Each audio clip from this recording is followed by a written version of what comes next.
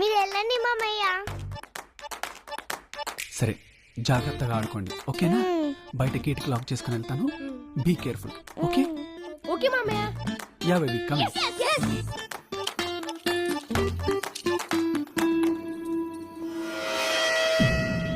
Location fix అయింది, రెడీగా ఉండండి.